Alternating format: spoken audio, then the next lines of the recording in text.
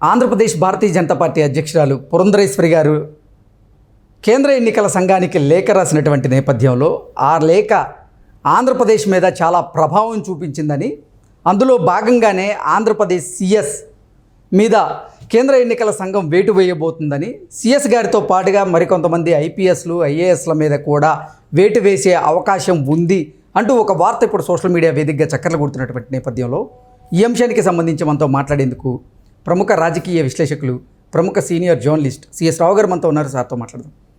High sir. Hello. Purandeswari గారు 21 మంది civil సర్వెంట్ల మీద కేంద్ర ఎన్నికల సంఘానికి ఫిర్యాదు చేస్తూ లేఖ రాసినటువంటి నేపథ్యంలో ఆ లేఖ ఆంధ్రప్రదేశ్ మీద భారీ ప్రభావాన్ని చూపించిందని, అందులో భాగంగానే కేంద్ర ఎన్నికల సంఘం రానున్నటువంటి రోజుల్లో సిఎస్ గారి మీద వేటు వేయబోతుందని, సిఎస్ గారితో పాటుగా మరికొంతమంది ఐపీఎస్లు ఐఏఎస్ల మీద కూడా వేటు పడే అవకాశం ఉంది అంటూ ఇప్పుడు కొన్ని వార్తలు చక్కర్లు కొడుతున్నటువంటి నేపథ్యంలో ఈ అంశానికి సంబంధించి మీరు ఏమంటారు సార్? ఒకటేంటంటే, పురంధరేశ్వరి లెటర్ రాశారు. ఆంధ్రప్రదేశ్ బీజేపీ అధ్యక్షురాలు ఎవరికి? కేంద్ర ఎన్నికల సంఘానికి లెటర్ రాశారు. 22 మంది సివిల్ సర్వెంట్లు జగన్మోహన్ రెడ్డికి వైఎస్ఆర్ కాంగ్రెస్ పార్టీకి అనుకూలంగా పనిచేస్తున్నారు అని చెప్పి కొన్ని ఆధారాలను జోడించి ఆవిడ లెటర్ పంపించారు. లెటర్ పంపించిన తర్వాత కేంద్ర ఎన్నికల సంఘం దాని మీద నిజాలను తెలుసుకునేటువంటి ప్రయత్నం చేసింది. రాష్ట్ర ఎన్నికల సంఘానికి తెలియజేసింది. అలాగే సిఎస్ కూడా లేఖ రాసింది. దీని మీద మాకు రిప్లై కావాలి అని చెప్పి. 22 మంది సివిల్ సర్వెంట్లు ఏంటి పరిస్థితి అని. ఇదంతా ఒక ఎత్తు అయితే, అసలు చీఫ్ సెక్రటరీనే మార్చేటువంటి అవకాశం ఉంది అనేది ఇప్పుడు తాజాగా వినిపిస్తుంది. ఎందుకు చీఫ్ సెక్రటరీని మారుస్తారు అని అంటే, ఈయన చేసినటువంటి నిర్వాహకం కాస్త ఇప్పుడు నేషనల్ దానికి వెళ్ళింది, జాతీయ మానవ హక్కులకు అక్కడికి వెళ్ళింది. ఇది కంప్లైంట్ పౌర హక్కుల సంఘానికి వెళ్ళింది, జాతీయ పౌర హక్కుల సంఘానికి వెళ్ళింది. ఆ పౌర హక్కుల సంఘానికి ఎందుకు వెళ్ళింది అని అంటే, వాస్తవంగా పెన్షన్లకు సంబంధించినటువంటి అంశంలో వాలంటీర్ల ఎపిసోడ్ నడిచింది. ఈ వాలంటీర్ల ఎపిసోడ్లో వైఎస్ఆర్ కాంగ్రెస్ పార్టీ, తెలుగుదేశం పార్టీ పరస్పరం విమర్శించుకున్నాయి. సరే, రాజకీయ పరంగా వాళ్ళ విమర్శలు ప్రతి విమర్శలు అనేది మామూలే. ఎలక్షన్ టైంలో ఒక అడ్మినిస్ట్రేటివ్ హెడ్గా, ఎగ్జిక్యూటివ్ హెడ్గా చీఫ్ సెక్రటరీ చేసిన నిర్వాహకం ఏంటి అని అంటే 33 మందిని చంపేశారు అనేది ఇప్పుడు ఆయన మీద ఉన్నటువంటి ఆరోపణ. అందుకే ఈ 33 మందిని చంపేసింది చీఫ్ సెక్రటరీ నిర్లక్ష్యం అని చెప్పి నేషనల్ హ్యూమన్ రైట్స్ కమిషన్కి కంప్లైంట్ చేశారు. నేషనల్ హ్యూమన్ రైట్స్ కమిషన్కి కంప్లైంట్ చేసి, ఆ హ్యూమన్ రైట్స్ కమిషన్కి కంప్లైంట్ చేసిన క్రమంలో నోటీసులు కూడా జారీ చేస్తున్నారు. ఇదొక కంప్లైంట్. దీంతోపాటు సిఎస్ అడ్మినిస్ట్రేషన్ పరంగా వైఎస్ఆర్ కాంగ్రెస్ పార్టీకి, జగన్మోహన్ రెడ్డికి అనుకూలిస్తున్నారు.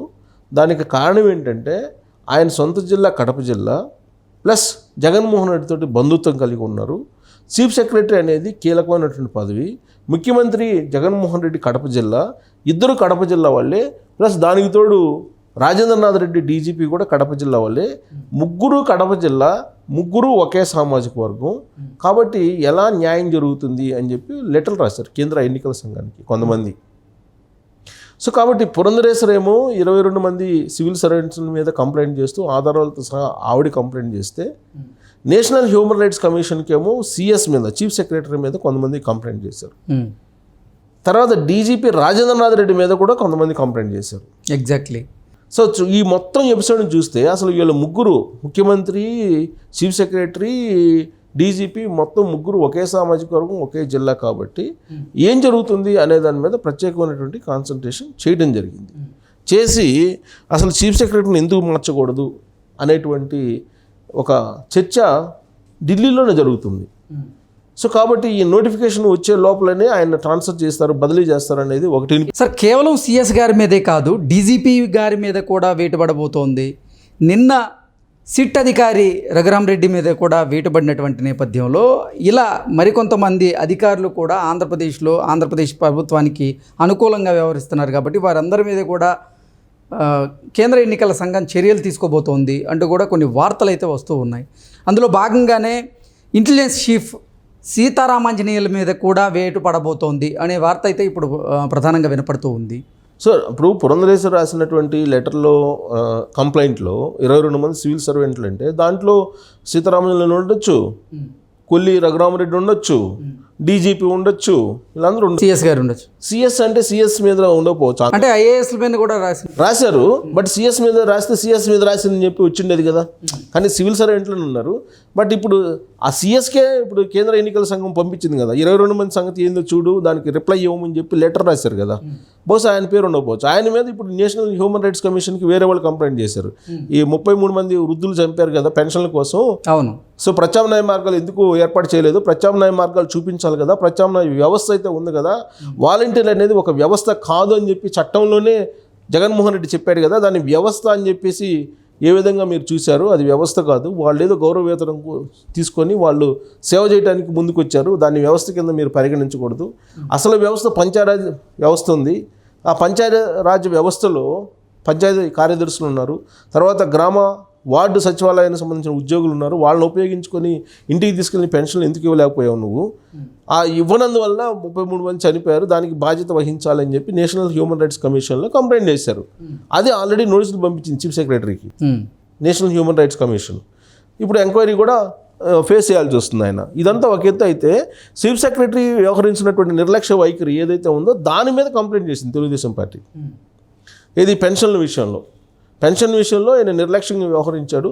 వాలంటీర్ వ్యవస్థకి బదులుగా ప్రత్యామ్నాయ వ్యవస్థను ఉపయోగించుకోకుండా ఆయన వ్యవహరించడం అనేది కంప్లైంట్ ఆయన మీద కూడా ఉంది.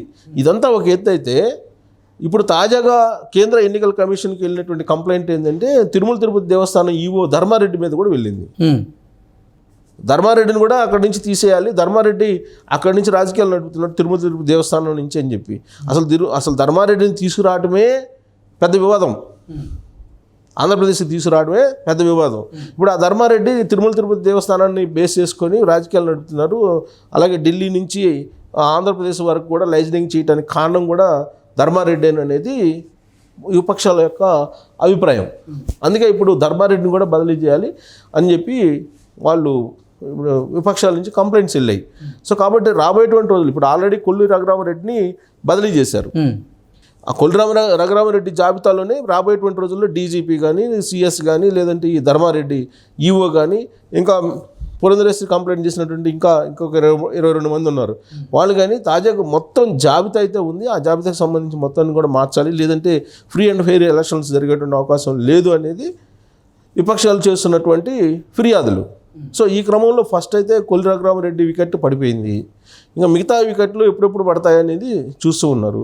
మొత్తం మీద పురంధరేశ్వరి ఇచ్చినటువంటి లెటర్ అనేది ఢిల్లీ లెవెల్లో షేక్ చేస్తుందని చెప్పి మనం చెప్పచ్చు. ఆ కొల్లి రఘురామరెడ్డి జాబితాలోనే రాబోయేటువంటి రోజుల్లో డీజీపీ కానీ, సిఎస్ కానీ, లేదంటే ఈ ధర్మారెడ్డి ఈఓ కానీ, ఇంకా పురంధరేశ్వరి కంప్లైంట్ చేసినటువంటి ఇంకొక 22 మంది ఉన్నారు. వాళ్ళు కానీ తాజాగా మొత్తం జాబితా అయితే ఉంది. ఆ జాబితాకు సంబంధించి మొత్తాన్ని కూడా మార్చాలి, లేదంటే ఫ్రీ అండ్ ఫెయిర్ ఎలక్షన్స్ జరిగేటువంటి అవకాశం లేదు అనేది విపక్షాలు చేస్తున్నటువంటి ఫిర్యాదులు. సో ఈ క్రమంలో ఫస్ట్ అయితే కొల్లి రఘురామరెడ్డి వికెట్ పడిపోయింది.